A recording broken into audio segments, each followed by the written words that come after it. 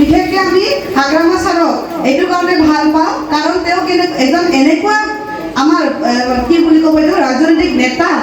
তেওঁ হ'ল প্ৰথম নেতা যিজনে চবকে সকলো জাতি জনগোষ্ঠী একেলগে লগত লৈ আগুৱাই যোৱা মানুহ, হয়নে নহয়?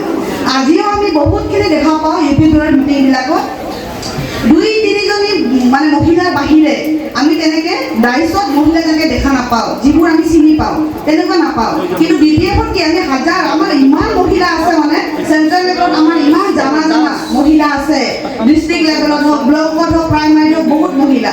আৰু সকলোখিনি মহিলা কিন্তু আমি একদম একে ধৰণে এটাই কৰিব লাগিব। আমি ঘৰে ঘৰে মহিলাসকলৰ ৰাজনীতিটো ক'ৰ পৰা আৰম্ভ হয়? পাকঘৰৰ পৰা, কয়নে নকয়?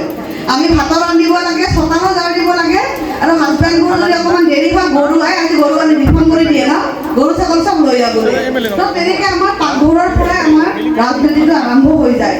তাৰ কাৰণে আমি সকলোৱে মিলি পেলাই একগোট হৈ পেলাই মহিলাসকলে যিমানখিনি আছে, আৰু আমাৰ বডি ডাঙৰীয়াটো এটাই মহিলাসকলক লৈ পেলাই চব কিছু মহিলা যদি থাকে সেইটো মানে দলটো সদায় আগুৱাই যাব বুলি কৈ থাকে মহিলাৰ ভোটটো। কাৰণ আজিকালি মহিলাখিনি কথাখিনিয়ে ঘৰৰ মানুহবিলাকে শুনে বুলি ভাবে সকলোৱে, আৰু বেছিভাগৰ শুনেও যেনিবা মহিলাসকলৰ কথাখিনি আজিকালি শুনা হ'ল আগতকৈ বহুতে।